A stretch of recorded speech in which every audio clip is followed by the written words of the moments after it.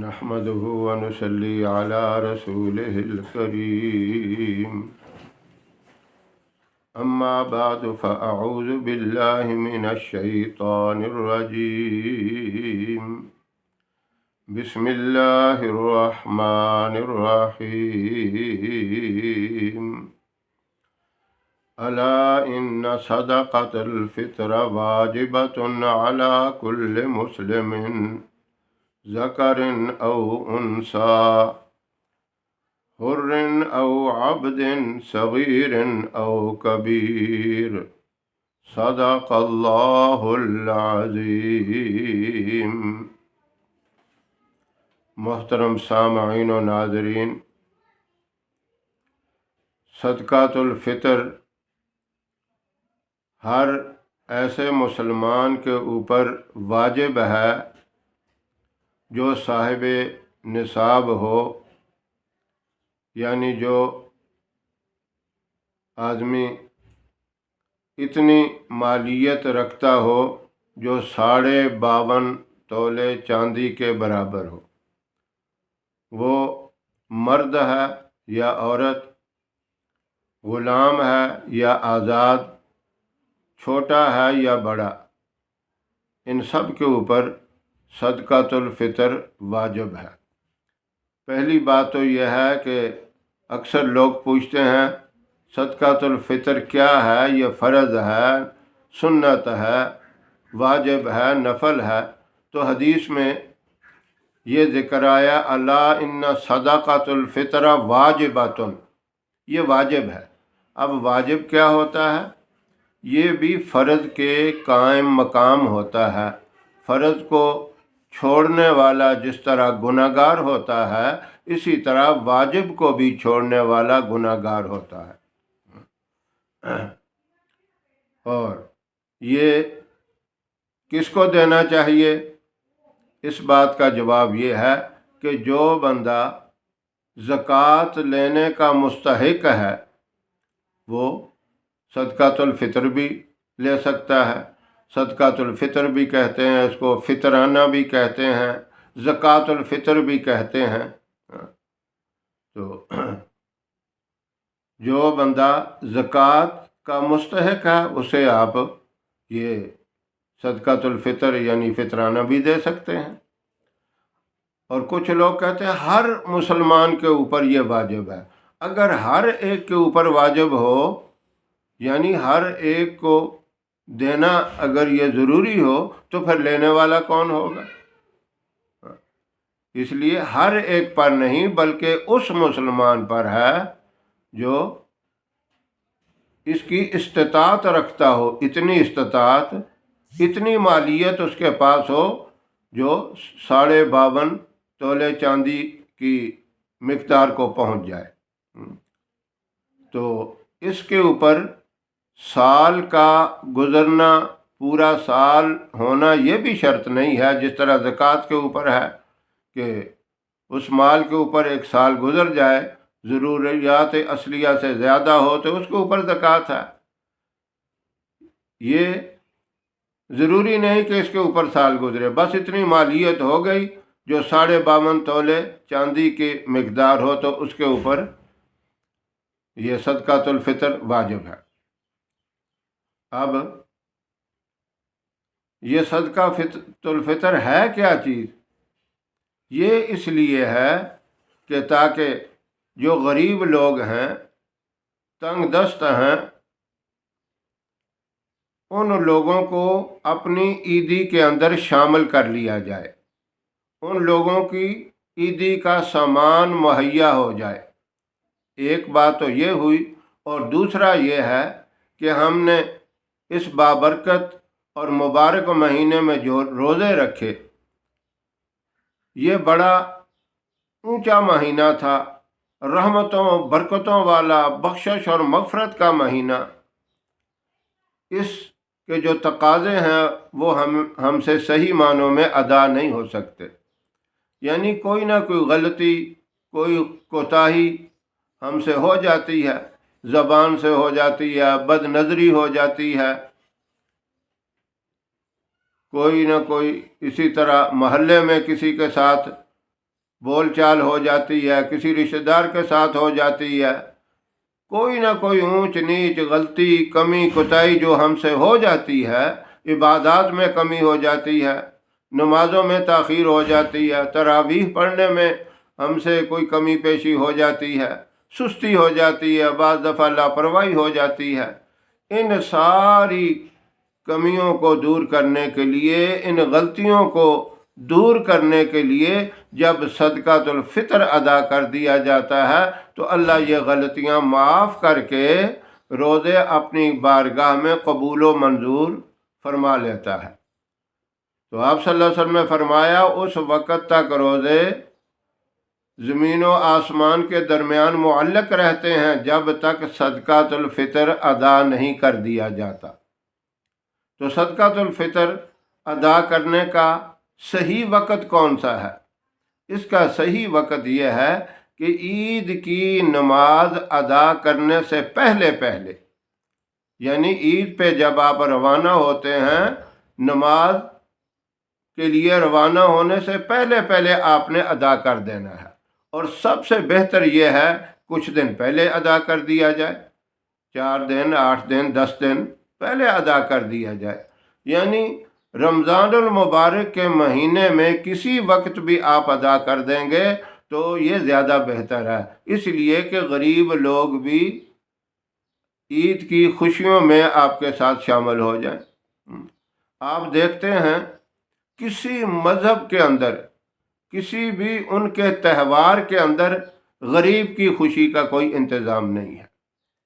ہندوؤں کو دیکھ لیں، سکھوں کو دیکھ لیں، یہودیوں کو دیکھ لیں، عیسائیوں کو دیکھ لیں، ان کے جو تہوار ہیں، جیسے ہندوؤں کی دیوالی، سکھوں کی یاتری اور عیسائیوں کا کرسمس، ان میں غریب کے لیے کوئی انتظام نہیں ہے، ان کے ساتھ کوئی ہمدردی کا اظہار نہیں ہے، اور ان کے ساتھ کسی قسم کی مدد نہیں ہے۔ لیکن سرکار دو عالم، سرتاج الانبیاء، محبوب رب العالمین نے اعلان فرما دیا، الا ان صدقۃ الفطر واجبۃ، جان لو، اس بات کو سمجھ لو کہ صدقۃ الفطر ہر اس بندے کے اوپر واجب ہے جو اس کی طاعت رکھتا ہے، جس کی اتنی مالیت ہے جو 52.5 تولے چاندی تک پہنچ جاتی ہے، وہ غریبوں کو عید کی خوشیوں میں شامل کر لے۔ یہ ہے صدقۃ الفطر۔ اب یہ سمجھنی ہے بات اس میں کہ صدقۃ الفطر ہے کتنا۔ دیکھو، نبی کریم صلی اللہ علیہ وسلم کے مبارک زمانہ میں خلفائے راشدین، صحابہ کرام اور تابعین، تبع تابعین، ان کے دور میں جو صدقۃ الفطر ادا کیا جاتا تھا وہ 4 چیزوں سے ادا کیا جاتا تھا: گندم سے، جو، کھجور اور کشمش، ان 4 چیزوں سے۔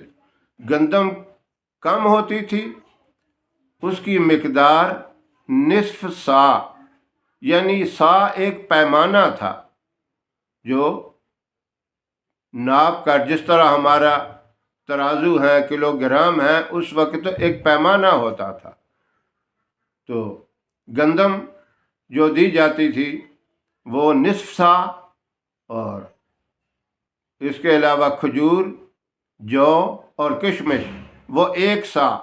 یہ سا جو ہے یہ 3.5 کلو کا ہوتا تھا، اور گندم چونکہ کم تھی تو اس کا نصف سا اس وقت ادا کیا جاتا تھا۔ نصف سا 3.5 کلو کا آدھا ہو گیا، جو 1.25 کلو بنتا ہے۔ لیکن علماء فتویٰ دیتے ہیں کہ اتنی باریکی میں نہیں جاؤ، جب اللہ کے راستے میں ایک چیز دینی ہے تو پورے 2 کلو کا حساب لگاؤ، اس لیے پورے 2 کلو کے حساب سے دیا جاتا ہے۔ اب یوٹیوب پہ آپ دیکھتے ہیں، یہ سوشل میڈیا کا دور ہے، بات ایک دم پھیل جاتی ہے، پہنچتی ہے۔ اب کسی نے بتایا ہے کہ 230 روپے فی کس کے حساب سے دو، کسی نے 250 کہا، کسی نے 300 کہا۔ بات سیدھی سی ہے، آپ گندم استعمال کرتے ہیں، جو ذمہ دار لوگ ہیں ان کے ہاں گندم ہے، ریٹ کا ہر ایک کو پتہ ہوتا ہے، اور آٹے کے ریٹ کا بھی پتہ ہے۔ جو گندم نہیں خریدتے وہ آٹا بازار سے لاتے ہیں۔ آٹے کی مختلف قیمتیں ہیں، مختلف کوالٹیاں ہیں، جس طرح کا آپ آٹا استعمال کرتے ہیں اس کے حساب سے 2 کلو کا حساب لگا کے آپ فی آدمی کے حساب سے زکوٰۃ الفطر ادا کر دیں۔ وہ 250 بنتا ہے تب ٹھیک ہے، 300 بنتا ہے تب ٹھیک ہے، اس سے 10-20 کم بنتا ہے تو اس اندازے سے آپ دیں، یعنی جتنا بھی آپ کے حساب میں آئے۔ آپ کے حساب میں اگر آٹے کی قیمت 230 بنتی ہے تو آپ 250 کے حساب سے دے دیں، یعنی تھوڑا اوپر کر دیں 10-20 روپے، تاکہ کسی قسم کی وہ شک والی بات نہ رہ جائے۔ آپ کے حساب میں اگر 280 روپے بنتا ہے تو آپ 300 کے حساب سے دے دیں۔ تو اس طرح یہ ہے۔ اب آپ نے اگر جوں کے حساب سے دینا ہے تو وہ 4 کلو کے حساب سے دیں، 3.5 کا بھی نہیں۔ تو جوں کی قیمت بھی معلومات کر لیں، جتنا بھی ہے وہ آٹے سے بھی مہنگا ہے، تو اس حساب سے دیں۔ ہاں، جن کو اللہ نے توفیق بخشی ہے، جو اس بات کی استطاعت رکھتے ہیں، تو وہ اعلیٰ درجے کا دیں، اونچی قسم کا دیں، اور زیادہ توفیق ہے تو کھجور کے حساب سے دیں۔ پھر اسی طرح اللہ نے جن کو زیادہ وسعت عطا کی ہے، جو لاکھوں کے مالک ہیں بلکہ کروڑوں کے مالک ہیں، وہ کشمش کے حساب سے دیں۔ تو آخری درجے کا جو ہے وہ گندم کے اعتبار سے ہے، آٹے کے اعتبار سے ہے، چاول کے اعتبار سے بھی دے سکتے ہیں۔ یہ صدقۃ الفطر ہے، اس میں پریشان ہونے کی ضرورت نہیں ہے۔ کوئی ایک آدمی یہ بتا رہا ہے، دوسرا اس طرح بتاتا ہے، تیسرا اس طرح بتاتا ہے۔ اصل چیز ہے کہ جو غلہ، جو خوراک ہم استعمال کرتے ہیں اس کے حساب سے دیں۔ ہاں، ایک چیز ہم استعمال نہیں کرتے، کشمش نہیں استعمال کرتے، اللہ نے آپ کو مال و دولت سے نوازا ہے، اللہ نے آپ کو جو ہے وہ تنگ دستی سے دور رکھا ہے، پریشانی کوئی نہیں ہے، مالی طاقت ہے آپ کے پاس، تو آپ کشمش کے حساب سے دیں، کیونکہ جتنا اللہ کے راستے میں دیں گے اس سے کئی گنا اللہ آپ کو زیادہ دے گا، یعنی 10 گنا تو اللہ رب العزت دنیا میں دے گا اور 70 گنا اللہ آخرت میں دے گا۔ جس طرح ہم دوسرے کاموں میں بڑھ چڑھ کے حصہ لیتے ہیں، اس طرح اس میں بھی ہمیں بڑھ چڑھ کے حصہ لینا چاہیے۔ ہاں، یہ بات بھی سمجھ لیں، جو آف کنٹری رہتے ہیں، بیرون ممالک ہیں، وہ وہاں کے حساب سے دیں گے۔ جس ملک میں ریال ہے وہ اس حساب سے دیں، اور جس ملک میں درہم ہے وہ اس حساب سے، جس ملک میں دینار ہیں وہ اس حساب سے دیں، اور جس ملک میں پاؤنڈ ہیں وہ اس حساب سے صدقۃ الفطر ادا کریں گے۔ وہ اگر پاکستان بھیجنا چاہتے ہیں تو اسی حساب سے بھیجیں گے، وہاں جو آٹے کی قیمت ہوگی اس حساب سے دیں، کھجور کی جو وہاں قیمت ہوگی اس حساب سے دیں، اور اسی طرح جو اور کشمش کی جو قیمت ہوگی وہ اس حساب سے پاکستان اپنے غریب رشتہ دار جو مستحق ہیں ان کو دیں۔ اس کے علاوہ دینی مدارس کے اندر اور جہاد کے اندر جو مجاہدین جو کفر کے مقابلے میں لگے ہوئے ہیں، ڈٹے ہوئے ہیں، جس طرح فلسطین والے مظلوم ہیں، ان کی مدد کے لیے آپ یہ صدقۃ الفطر کی رقم بھی ادا کر سکتے ہیں۔ اب کوئی بات سمجھ میں نہ آئی ہو تو آپ کمنٹ کر سکتے ہیں، انشاءاللہ آپ کو اس کا جواب دیا جائے گا۔ اللہ رب العزت صدقۃ الفطر صحیح معنوں میں سمجھ کر ادا کرنے کی توفیق عطا فرمائے۔ وآخر دعوانا ان الحمد للہ رب العالمین۔